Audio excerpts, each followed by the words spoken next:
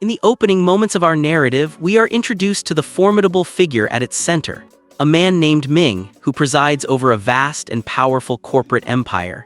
His demeanor is characterized by a profound emotional detachment, which manifests as arrogance and a dismissive rudeness toward nearly everyone he encounters. His influence is considerable. Though he was once a university professor, his impact extends far beyond the lecture hall, casting a long shadow over both his former students and the business associates who now populate his world. A palpable sense of fear precedes him, as evidenced by the frantic preparations unfolding at a luxury hotel. The manager, upon receiving news that the VIP guest, Mr. Ming, is imminent, is thrown into a state of nervous excitement, mobilizing his entire staff to ensure every detail is perfect for his arrival. Our story then shifts to introduce the female protagonist, a young woman named Lee. She is the daughter of a successful businessman, but her relationship with her father is deeply fractured. For years, she believed her mother was merely his mistress, as he never formalized their union through marriage. This perceived betrayal has filled Lee with a lasting resentment, and she has severed communication with him entirely. She was raised by her mother in a modest, tranquil home where she was cherished and supported. From a young age, Lee harbored an ambitious dream: to ascend through her own merit and hard work to become the chief executive officer of a major company. However, reality has tempered this aspiration. She currently works as an assistant to a friend named Lu Fan, a man she treats like a brother and who relies on her abilities implicitly. In many ways, Lu Fan's enterprise would falter without Lee's diligent support. Lee carries a specific and bitter grudge from her past. She squarely blames a particular professor for a pivotal failure. When her mother fell gravely ill, Lee prioritized her care, leading her to miss her final examinations. She pleaded repeatedly with this professor for a chance to sit for a supplemental test, but he, known for his inflexible and harsh nature, refused her request. Her mother subsequently passed away, and Lee has never forgiven that professor, holding him personally responsible for derailing her academic and professional trajectory. Fate begins to weave its threads as both parties converge at the same hotel. Lee and Lu Fan are there to pitch to potential investors, while Ming has arrived for undisclosed business. In the bustling lobby, their paths cross without recognition.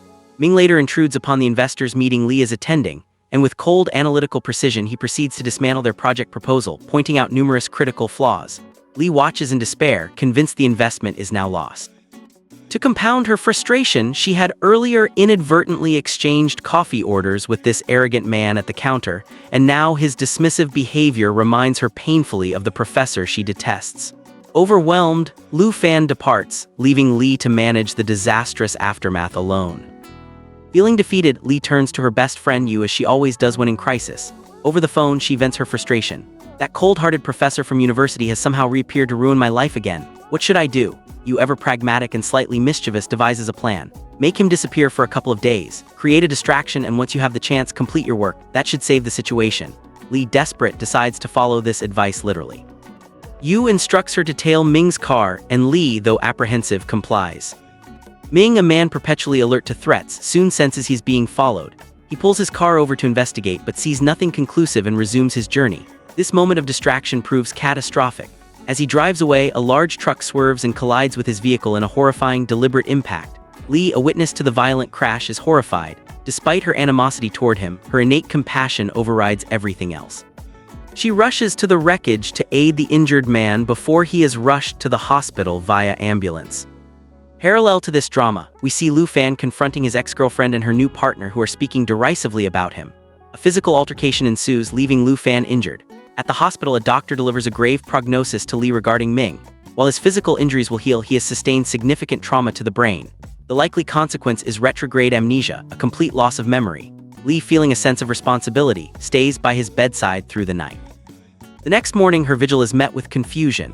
Ming's eyes open, filled with disorientation and fear. "Who am I?" he asks, confirming the doctor's prediction.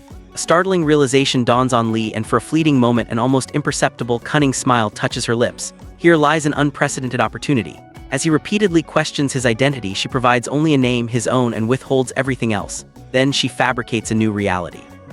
"I am your fiancé," she declares, weaving a tale of their romantic engagement and feigning emotional distress over his accident. With no memories to contradict her, Ming has no choice but to accept her story as truth. Meanwhile, Ming's loyal manager is in a panic over his boss's sudden disappearance. Remembering Ming's precise instructions, he opens a sealed envelope left for such a contingency. The note inside is chillingly prescient. Ming had anticipated an attack. Instead of filing a missing person report, the manager is directed to search local hospitals. A flashback reveals why. Ming's business partner, a man named Hao, is his polar opposite, ruthlessly greedy and unscrupulous. A fierce argument between them had led Ming to suspect Hao might attempt to eliminate him, prompting this precaution. At the hospital, police arrive to investigate the accident. Lee, steadfast in her role as the fiancée, is taken to the station for questioning. There she encounters Lu Fan, who has also been brought in following his street brawl. Lee negotiates with an officer, discreetly offering a bribe in exchange for the CCTV footage from the accident site and a swift end to the inquiry. As she leaves, her attention is caught by Lu Fan's situation. Learning the details of his fight, she intervenes, mediating a tense reconciliation between the parties before formal charges can be filed. The plot thickens elsewhere. The truck driver from the accident is visited by a mysterious, menacing stranger. Upon learning that Ming survived the crash, the stranger coldly executes the driver to eliminate a loose end. The identity of the person who ordered Ming's assassination remains shrouded, but the threat is vividly clear. Back at the hospital, Lee observes a transformed Ming. Gone is the arrogant tycoon, in his place is a vulnerable man trying to drink juice with an almost childlike clumsiness. Lee cannot help but smile at the stark contrast. Ming, seeking to reconstruct his life, asks about their history. Lee spins an elaborate web of falsehoods, describing a whirlwind romance where he, as her professor, pursued her, only to become cold and demanding later. Trapped by his amnesia, Ming accepts this narrative, feeling a confused sense of guilt for his alleged past behavior. The danger, however, has not passed. The same stranger locates the hospital. When Lee hears commotion from a room and discovers it was Ming, though he was elsewhere and unharmed, a roommate was attacked, her protective instincts ignite. Realizing he is still a target, she decides he cannot remain in the open. She books a secluded hotel suite, intending to hide him there. In a separate encounter, Ming's manager crosses paths with the sinister stranger. Spotting suspicious documents, the manager attempts to enlist his help to find Ming, only to be violently assaulted. At the hotel, Lee helps Ming change his clothes, using his injured arm as a pretext. In the close proximity, a strange tension arises. Ming, believing her to be his beloved, looks at her with growing affection. The injured manager, now hospitalized himself, is immobilized but determined. The stranger, furious to learn his hospital victim was not Ming, redoubles his efforts to find and finish the job, fearing his own employer's wrath.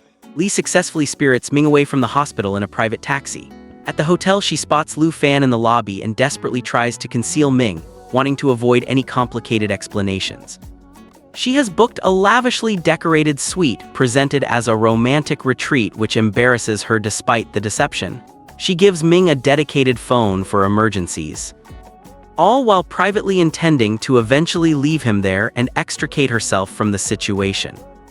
Lu Fan, having repeatedly tried to contact her, is baffled by her disappearance. Lee avoids mentioning Ming. Alone in the suite, Ming experiences traumatic flashbacks of the accident and fragmented memories of his childhood, the car crash that killed his parents and left him in the care of an uncle, events that shaped his emotionally closed-off adult self. Meanwhile, Lee accesses his phone, deletes all personal data, and performs a factory reset, severing his last tangible links to his identity. She justifies this as a necessary measure for her own safety. The mastermind behind the attacks is revealed to be Ming's own partner, Mr. Hao, who is growing anxious for confirmation of Ming's death. When Lee returns to the room with food, she finds Lu Fan waiting outside, wanting to share a drink. She refuses curtly, fueling his suspicion that she is secretly involved with someone. Lee then returns Ming's sanitized phone, complete with photoshopped images of them as a couple, further cementing her fiction in his mind. He asks again for the story of their meeting, and Lee embellishes her tale of a professor-student romance that soured, performing so convincingly that Ming is moved to pity. Her deception holds. Later, while showing him the suite, Lee slips and falls toward him. They catch each other, their faces close, hearts racing. She quickly pulls away, flustered. In another setting, Mr. Hao is seen with Ming's former fiancée, Tae. Hao harbors feelings for her and wants her to forget Ming, but her lingering attachment frustrates him. The hired killer, meanwhile, strong-arms a hacker into tracking Ming's location. The sleeping arrangement in the suite forces an awkward intimacy. Lee must share the bed with Ming, who instinctively moves closer. She endures it, bound by her own fabricated role. The next day at the hotel restaurant, she again spots Lu Fan and engages in a frantic game of hide-and-seek with Ming to avoid detection. Ming's manager, having recovered slightly and received Lee's anonymous tip about Ming's location, heads to the hotel. The killer also closes in. Lee, hiding from the killer, witnesses a brief interaction between the killer and Ming's manager. She misinterprets this, suspecting a conspiracy between them. She decides she cannot leave Ming unprotected and messages her stepbrother Lee Chain to prepare her old house for occupancy. Ming, having overheard hotel staff mention his original room booking, confronts Lee about why they had separate rooms initially. She launches into a NOTHER Chinese letter acting proficient performance, tearfully claiming they were meant to be on their honeymoon before a terrible fight led him to book a separate room. Ming, consumed by guilt over this imagined transgression, apologizes profusely. In a subplot, Lee's best friend Yu has taken a job as Lu Fan's assistant at Lee's suggestion. Soon after, Lee takes Ming to a shopping mall. When she sees Ming's manager, she again tries to hide, reinforcing her mistaken belief in his villainy. Ming, observing a kissing couple nearby, misreads Lee's frantic behavior as a desire for intimacy. He abruptly sets their shopping bags down and kisses her. Shocked, Lee pushes him away. Her stepbrother calls to confirm the house is ready, and after much effort, she brings Ming to her childhood home, which has been staged to look like a couple's residence. As she retrieves food from the refrigerator, another near accident brings them into close contact. She hastily suggests going out to eat instead. At the restaurant, Ming insists on taking couple photographs, which they do. Elsewhere, Lee's father expresses worry over his estranged daughter's whereabouts. Mr. Hao presses Ming's manager for information on whether Ming is alive, but the manager knows nothing. After dinner, Lee and Ming go grocery shopping. There, Lee spots an old teacher and tries to hide. Ming, confused, encourages her to simply say hello. The teacher, however, has already seen them and assumes they are a married couple. She enthusiastically offers them marital advice and suggests items for their home, forcing them to maintain their charade. After a hasty escape, they find solace in a park. In this quieter moment, their bond deepens. Lee shares genuine childhood memories of visiting the park with her mother. Ming, touched, again apologizes for the pain his past self supposedly caused her. At home, Ming discovers an old love letter, seemingly written by Lee to her professor. A flashback reveals the truth. A friend had dared Lee to write it, and it had been delivered to the professor, who then publicly humiliated her. Now, when Ming asks about it, Lee is forced to perpetuate the lie, claiming it was a sincere declaration that once made him happy. Her best friend Yu and stepbrother Lee Chain arrive for a visit. To avoid them, Lee tells Ming they are debt collectors, and she hides until they leave. We learn that Yu secretly harbors feelings for Lee Chain but has never confessed.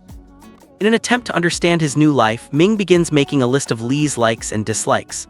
Lu Fan is shown being bossed around by his sister, a dynamic he tolerates with weary amusement. Ming, in a genuinely endearing turn, searches the internet for how to be a good boyfriend. Meanwhile, in the business world, Mr. Hao is shown in a tense meeting with a rival company. A major confrontation erupts between him and Lee over this betrayal of Ming's interests, though Ming, of course, is unaware. When Lee returns home, emotionally drained from the conflict, Ming eagerly tries to cheer her up with his newfound romantic gestures. Overwhelmed and burdened by her lies and the real-world danger, she reacts with unexpected anger, pushing him away and retreating into her conflicted thoughts. The carefully constructed facade is beginning to strain under the weight of reality, danger, and her own unresolved feelings. The following morning, Lee awoke to a surprising and touching sight. A carefully prepared breakfast, arranged with evident effort, awaited her. Ming stood nearby, a tentative smile on his face, having orchestrated this gesture with his own hands. A genuine warmth spread through Lee, momentarily displacing the tangled web of deception and anxiety that had become her life. This peaceful moment was interrupted by a sharp knock at the door. Upon answering, Ming found himself face-to-face with Lee's best friend, Yu, who had arrived for an unexpected visit. Yu's eyes widened in sheer astonishment at the sight of the formidable Ming casually present in Lee's home. Before any awkward explanations could be attempted, Lee swiftly guided Yu outside. Once alone, Yu immediately began to tease and interrogate her friend. "You must explain everything this instant. What is the meaning of him being here? What is truly happening between you two?" Under pressure, Lee abandoned pretense with her confidant. She revealed the core truth. "It is not what you imagine. The man has lost all memory of his past life. I'm merely providing him shelter and assistance. There is nothing more to it than that." While this clarified the situation for Yu, it did little to simplify the complexities ahead. Back inside, Ming's curiosity was piqued by a file he discovered, which contained information about the university where he had once been a professor.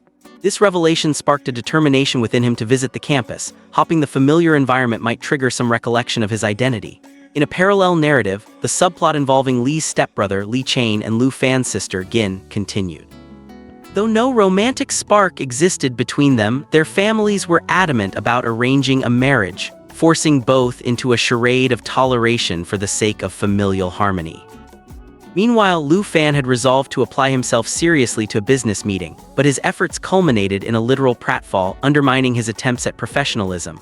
At the university, Ming's quest for self-knowledge proved humiliating.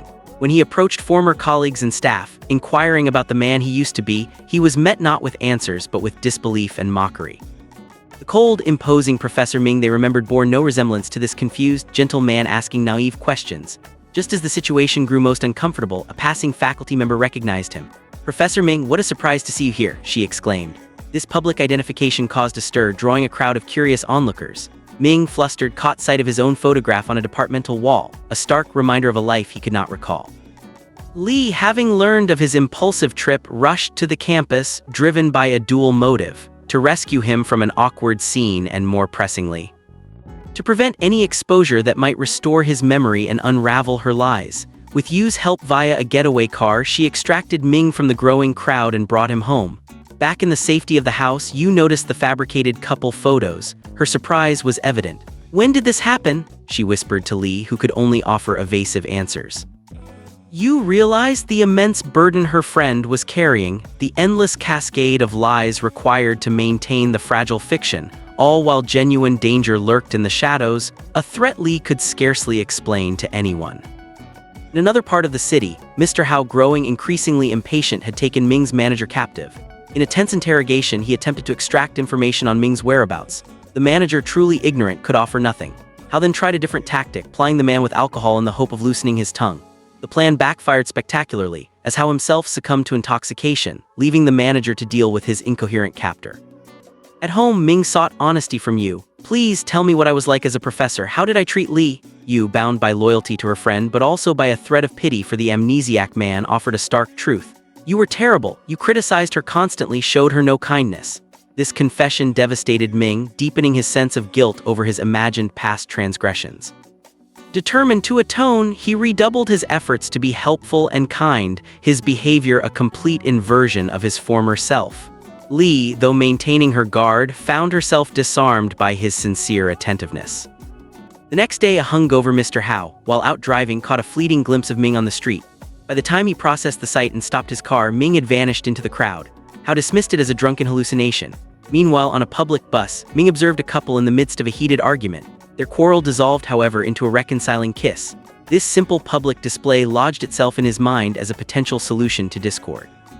Lee awoke one morning feeling a rare sense of lightness, having risen before Ming. This small victory was short-lived. Ming returned from an errand and, recalling the bus couple, suddenly moved to kiss her, hoping to resolve any unspoken tension between them. Lee was utterly shocked. Her heart raced with a confusing mixture of alarm and something else she refused to name. She fled the room, baffled by his behavior and her own reaction. Unbeknownst to her, her father, concerned for his estranged daughter, had hired men to surveil her. They soon delivered photographs of Lee and Ming together. The sight filled her father with fury and suspicion. "What is that man doing with my daughter?" he demanded to know. The forced courtship between Gin and Lee Chain continued, requiring them to perform as a happy couple for their families. This shared act of pretense, ironically, began to forge a genuine, if begrudging, bond between them. Elsewhere, Yu playfully meted out punishment to Lu Fan for his various blunders, much to his comic despair. Mr. Hao, meanwhile, grew more confident each day Ming remained missing, convincing himself his rival was dead. His companion, Tia, however, harbored doubts, haunted by the brief glimpse of a man who looked exactly like Ming. In a dramatic turn, Ming's younger brother, a figure from his forgotten life, tracked down and kidnapped the manager, demanding to know his brother's location. The manager, truly in the dark, could provide no answers. The two unlikely allies then decided to join forces to find Ming. Lee, trusting Yu completely, confided the depth of the mystery. She had no idea who was behind the attacks on Ming, but she was determined to find out. "I can't let him go now," she explained. "His life is in danger, and his memory hasn't returned." At home, Lee tried to administer a dose of bitter medicine to Ming.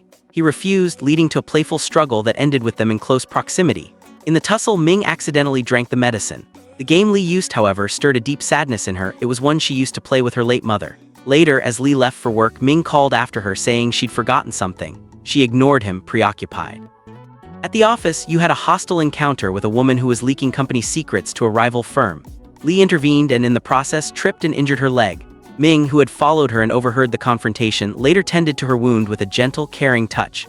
This simple act of kindness resonated deeply with Lee. She felt herself slipping further into feelings she knew were perilous. Unaware, her father's spy photographed this intimate moment, fueling the father's rage and determination to investigate. Yu began to tease Lee relentlessly, her intuition suggesting her friend's feelings were evolving beyond mere caretaking. In a separate subplot, a woman named Kay was introduced, gazing lovingly at a photograph. Her affection was not for a contemporary but for Ming.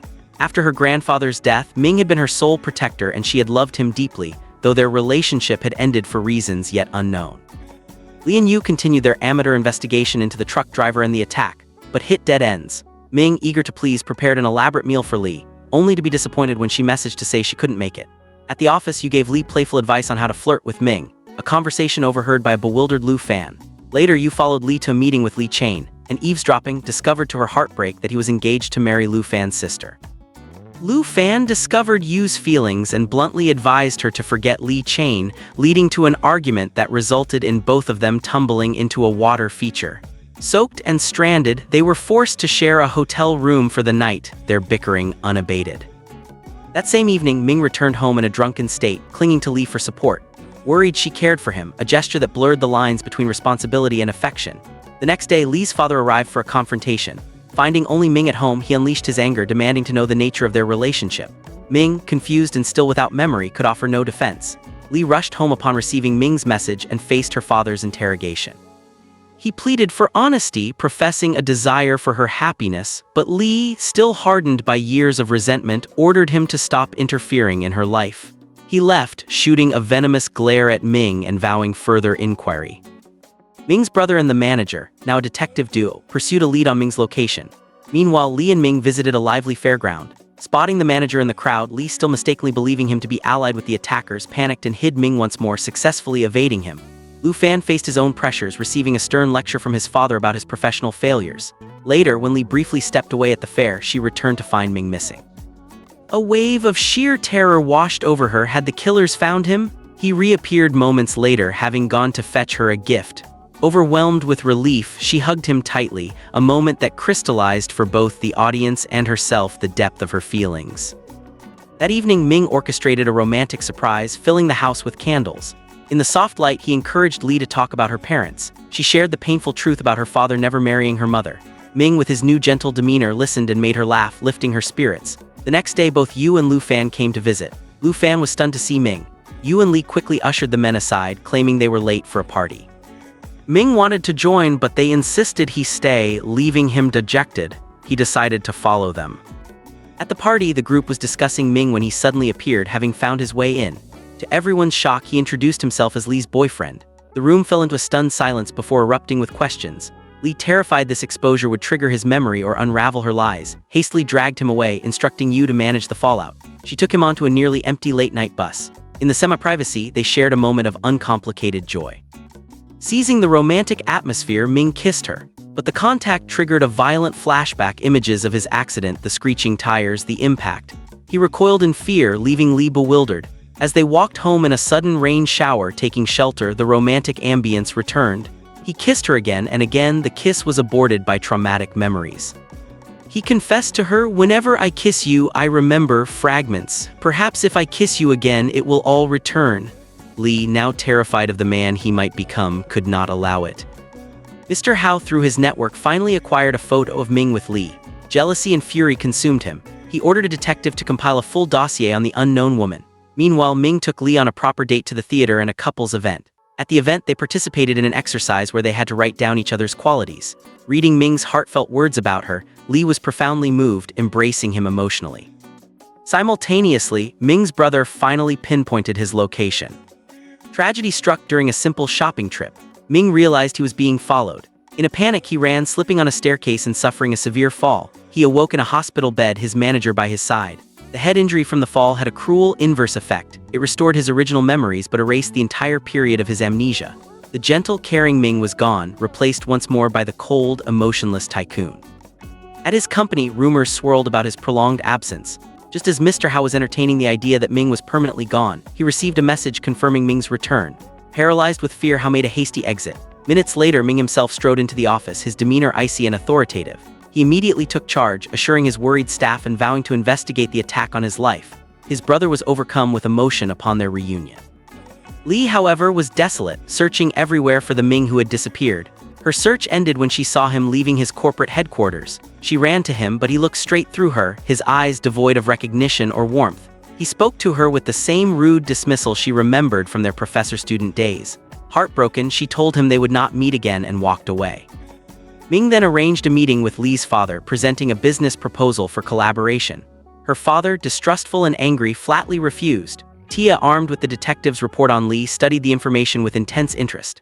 At home, Ming's brother and manager observed subtle changes in him, flickers of the kindness he had learned with Lee. But the dominant persona was once again the ruthless businessman. Tia, hoping to rekindle their old relationship, found him distant. His thoughts were inexplicably occupied by the image of Lee. Mr. Hao, now a fugitive within his own life, dreaded the impending investigation. Lee learned that a new investor was joining her company. To her shock and anger, it was Ming. He had not only invested but had specifically requested her as his personal assistant for the project. Powerless to refuse, she fumed as he calmly stated his intention. "I have to make you pay for what you did to me." During a critical meeting, the lights suddenly went out and the doors locked, trapping Lee and Ming together in the dark. As the other meeting attendees panicked outside, the two were forced to cooperate to escape, a tense echo of their former dependency. They eventually freed themselves and rejoined the meeting. For the manager, Ming's return was a cause for pure joy. But for Lee, it marked the beginning of a new, more complicated battle. One where the man she had come to love was now her cold, vengeful superior, holding the power over her professional life and seemingly determined to torment her for a deception he could not even remember. The dynamic between Lu Fan and Yu underwent a significant and heartwarming transformation. Evolving from professional acquaintances and comic foils into genuinely close friends, their bond forged through shared misadventures and a growing understanding of each other's quirks. Meanwhile, within the corporate environment, the power dynamic between Ming and Lee had shifted into a new, painful phase. As her superior, Ming wielded his authority with a cold precision that felt intentionally punitive. He burdened her with an relentless workload, demanding her presence and labor at all hours, a stark and cruel contrast to the considerate man she had known during his amnesia. Lee endured this professional torment with simmering frustration, her hands tied by her position as his subordinate. This tense atmosphere was further poisoned by the presence of Tia, who, perceiving a threat in Lee, decided to assert her claim. During a lunch break, Tia cornered Lee, her words dripping with false sympathy and veiled threat. "I feel I should be frank with you," Tia began, adopting a conspiratorial tone. "Ming and I are and always have been deeply connected. My feelings for him are profound and enduring. For your own sake, it would be wise to maintain a respectful distance." Lee, already frayed by Ming's treatment, found this interference intolerable. Her retort was sharp and defensive. "You misunderstand the situation entirely. I do not seek his company. He is the one who constantly imposes his presence upon me in a professional capacity. If you have an issue with his behavior, I suggest you address it with him directly. Your grievances are not my concern." In a moment that perfectly illustrated the confusing push and pull between them, Lee later struggled to retrieve a heavy box of files. Without a word, Ming appeared and effortlessly took the weight from her. As he did so, their proximity became intimate, charged with unspoken history. Flustered, Lee stepped back, her voice trembling with a mixture of anger and hurt. "You must keep your distance from me," she insisted, laying her own heart bare in her distress.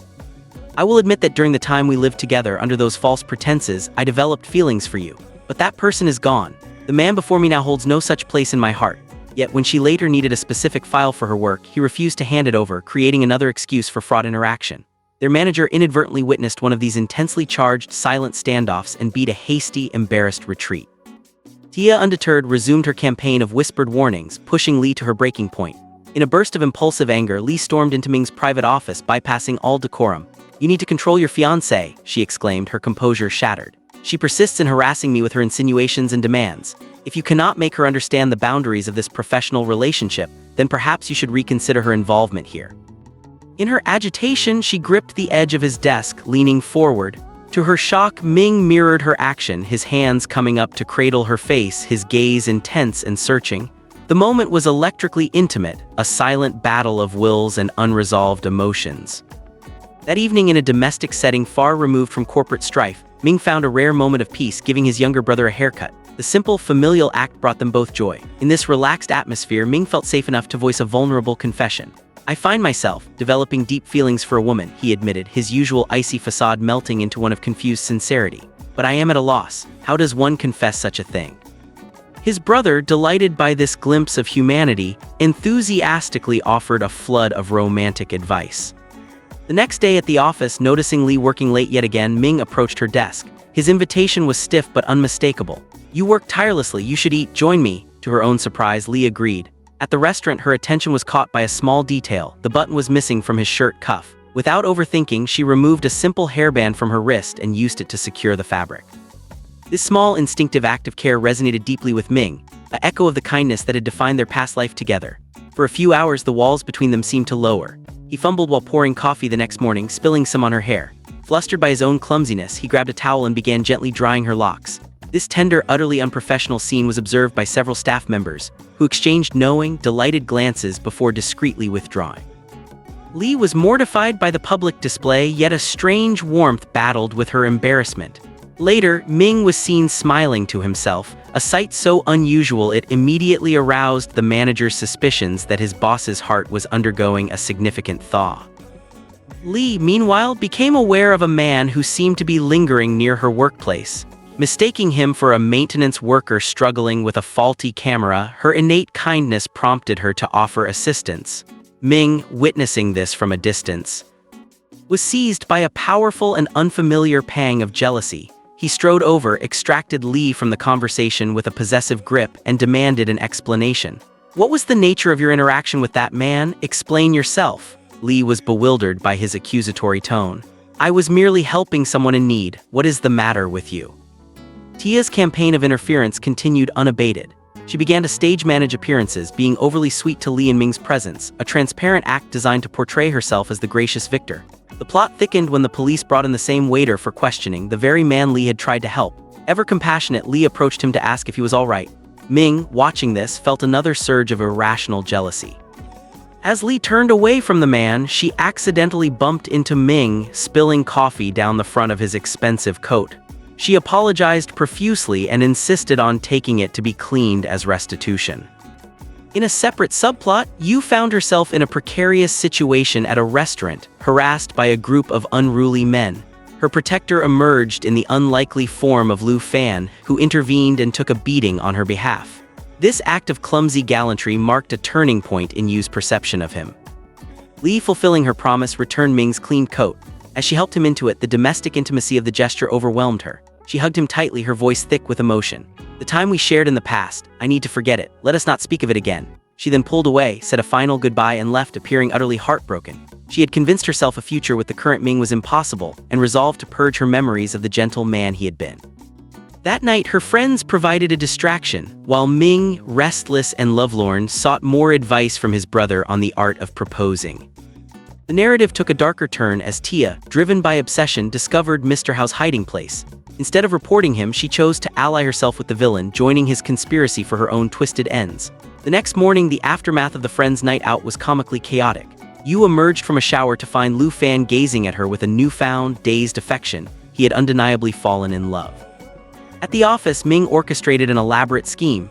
He had the manager fill his office with gifts, which he then presented to a bewildered Lee, claiming they were birthday presents from her colleagues.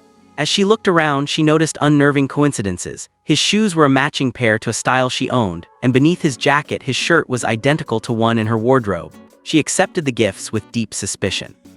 Ming's grand plan was to corner her in an elevator, shield her from the bustling staff, and confess his love in a private, romantic moment.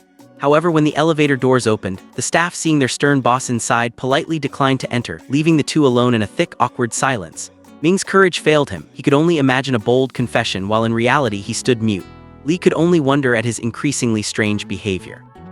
The subplot reached a poignant moment with the engagement ceremony of Lee Chain and Gin. Yu, heartbroken but resolute, visited Lee Chain with a diary chronicling her long-held crush. Accepting that he could never be hers, she formally said goodbye, choosing to move on with her life.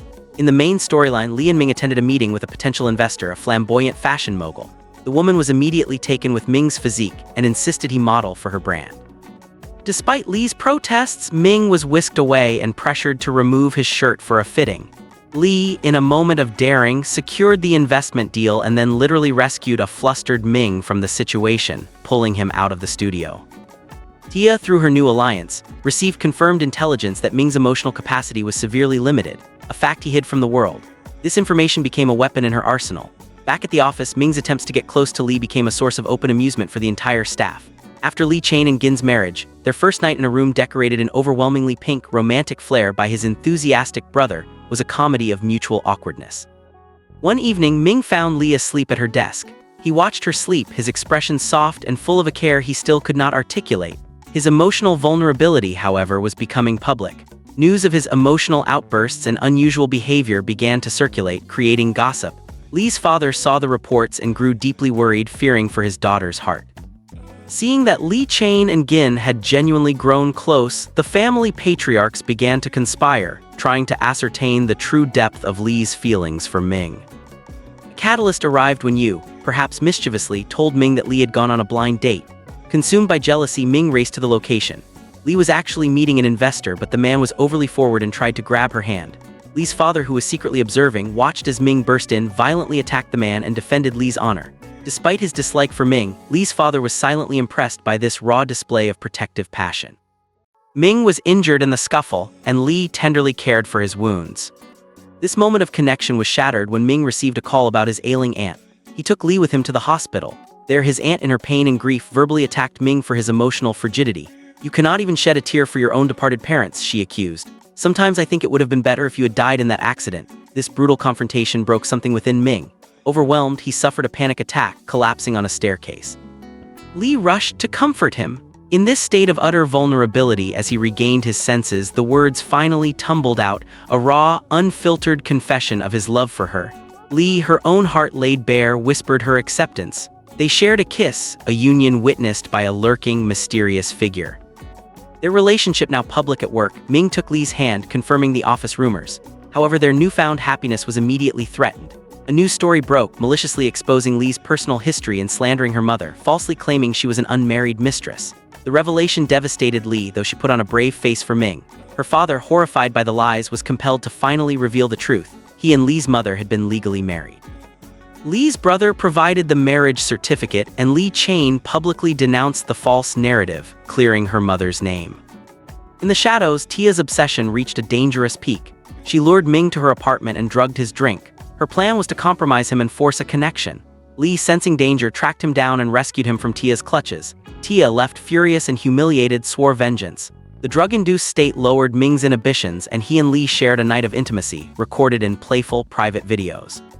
The next morning, Ming was radiant, determined to formalize their bond with a marriage proposal. He introduced Lee to his delighted younger brother. In a gesture that blended romance with his characteristic need for control, he presented her with a beautiful pair of earrings, secretly embedded with a tracking device. "Now I will always know where you are," he stated, a statement that was both possessive and protective. As Lee was on her way to finally reconcile with her father, she was ambushed and kidnapped by goons in the employ of Mr. Hao, acting on Tia's orders. When Ming realized she was missing, panic set in. It was the tracking device in the earrings that led him and the police to her location. The kidnappers, however, were tipped off and moved her, delivering her directly to a vengeful Tia. Tia taunted Lee and, in a final, violent act, struck her over the head with a heavy object before the police could intervene. Both Tia and Mr. Hao were apprehended. Lee awoke in her father's home, surrounded by family. In a twist of poetic irony, she pretended to have amnesia, mirroring Ming's earlier condition. Ming, distraught, began to recount their story, even attempting to claim he was her fiancé, just as she had once done to him. This playful ruse soon melted away into tearful recognition and reconciliation. Tia, now imprisoned, faced the consequences of her crimes. Lee's father, his misunderstanding cleared, embraced his daughter with newfound warmth.